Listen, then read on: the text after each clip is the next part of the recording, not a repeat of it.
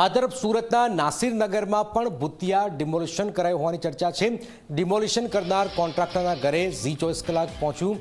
તેજુ રાજપૂતના ઘરે ઝી 24 કલાકની ટીમ પહોંચી। આલિશાન મકાનમાં રહે છે આ કોન્ટ્રાક્ટર તેજુ રાજપૂત ઘરે ન હોવાનો તેની પત્નીએ દાવો કર્યો। કોન્ટ્રાક્ટર તેજુ રાજપૂત છે શ્રીરામ એજન્સીનો માલિક અને કહેવાય રહ્યું છે કે આ જ તેજુ રાજપૂતે અહીંયા ડિમોલિશન કર્યું છે। મોટો હાથ છે અને હવે એ ક્યાં છે, શું થઈ રહ્યું છે એ આવનારા સમયમાં ખબર પડશે, પણ એ ઘરે નથી એ હકીકત છે।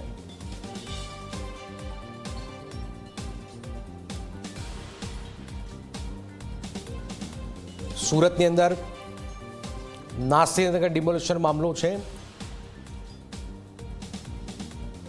ડિમોલિશન કરનાર કોન્ટ્રાક્ટરના ઘરે ઝી 24 કલાક પહોંચ્યું। પત્નીએ કહ્યું કે છે નહીં, પણ આપ જોઈ રહ્યા છો કે આલિશાન મકાનમાં અહીંયા આ તેજુ રાજપૂત રહે છે।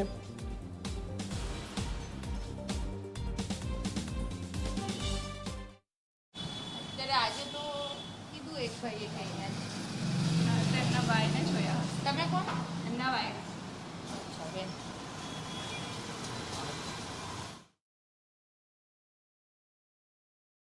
મકાન વિહોણા થયા છે ત્યારે આજે સ્થાયી સમિતિ અધ્યક્ષ જે છે તે સુરત મહાનગરપાલિકા ખાતે આવી પહોંચ્યા હતા અને સૌથી મહત્વની વાત છે કે જ્યારે મીડિયા દ્વારા તેમને સવાલ કરવામાં આવ્યા ત્યારે તેમને સવાલના જવાબ આપવામાં ટાળ્યું હતું અને ત્યારબાદ જે તપાસ કમિટીનો રિપોર્ટ ક્યારે આવશે અને લોકોની વૈકલ્પિક વ્યવસ્થા ક્યારે થશે એ સવાલ પૂછતાની સાથે જે સ્થાયી સમિતિ અધ્યક્ષ જે છે તે અધ્યક્ષ ભાગી છૂટ્યા હતા। સીધા દ્રશ્યો આપ જોઈ શકો છો। આજે સ્ટેન્ડિંગ કમિટી હતી, સ્ટેન્ડિંગ કમિટીમાં જે મીડિયાની જે ટીમ છે તે ટીમ પહોંચી હતી અને જ્યારે જે લોકો ઘર વિહોણા થયા છે તેમના વૈકલ્પિક વ્યવસ્થા અંગે વાતચીત કરવામાં આવી ત્યારે તેઓએ કોઈપણ પ્રકારનો જે જવાબ છે તે જવાબ આપવામાં ટાળ્યો હતો। આપ જોઈ શકો છો આજે પણ જે રીતે રાજન પટેલ ભાગ્યા હતા ત્યારબાદ જે માર્શલો છે તે માર્શલો તેમની આજુબાજુ ગોઠવાઈ ગયા હતા અને તેમને સુરક્ષિત રીતે સુરત મહાનગરપાલિકાની બહાર કાઢવામાં આવ્યા હતા અને ત્યારબાદ તેઓ પોતાની જે સરકારી ગાડી છે તે સરકારી ગાડીમાં ભાગી છૂટ્યા હતા। આજે 14 દિવસ વીતી ગયા છે પરંતુ તપાસ કમિટીના નામે ગોળ ગોળ ફેરવવામાં આવી રહ્યા છે। તપાસ કમિટી દ્વારા હજુ સુધી કોઈપણ પ્રકારની બેઠક કરવામાં નથી આવી રહી। જે સ્થાનિક લોકો છે તે સ્થાનિક લોકો 14 દિવસથી ઘરની બહાર આ જ રીતે બેઠા છે, પોતાના જે તૂટેલા મકાન છે તૂટેલા મકાનની બહાર બેસી રહ્યા છે અને ક્યાંક ને ક્યાંક જે ન્યાય મળે તેવી આશા લઈને બેઠા છે। જે તપાસ કમિટી બનાવવામાં આવી છે 6 પૈકી 2 જેટલા જે અધિકારીઓ છે તે અગાઉમાં વિવાદમાં આવી છે, તેમ છતાં તેમને જે તપાસ કમિટી છે તેમાં લેવામાં આવ્યા છે।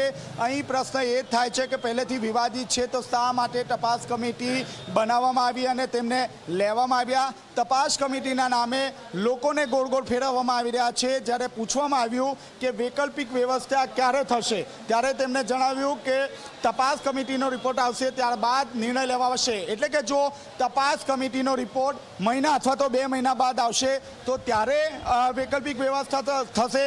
જે લોકો હાલ ઘર વિહોણા થયા છે તેમને ઘર ક્યારે મળશે તેની રાહ જોઈને બેઠા છે। હવે જોવાનું એ રહ્યું કે સુરત મહાનગરપાલિકાના અત્યાર સુધી મ્યુનિસિપલ કમિશનર ભાગતા હતા પરંતુ હવે સ્થાયી સમિતિ અધ્યક્ષ રાજન પટેલ પોતે ભાગી રહ્યા છે। મીડિયાને જવાબ આપવામાં ગેગે ફેફે થઈ ગયા હતા અને ત્યારબાદ અચાનક ઊભા થઈ ગયા અને ભાગી ગયા। કેમેરામેન વિજય બેસાણે સાથે ચેતન પટેલ, ઝી મીડિયા, સુરત। સુરતમાં જે ડિમોલિશન થયું છે એકબીજા પર ખો આપવામાં આવ્યું છે। કોર્પોરેશન ખો આપી રહ્યું છે, સામે ખો આપી રહ્યું છે, પણ આ સાથેની વચ્ચે એક 200 નિર્દોષ લોકોનો વાંક શું? સૌથી મોટો સવાલ છે।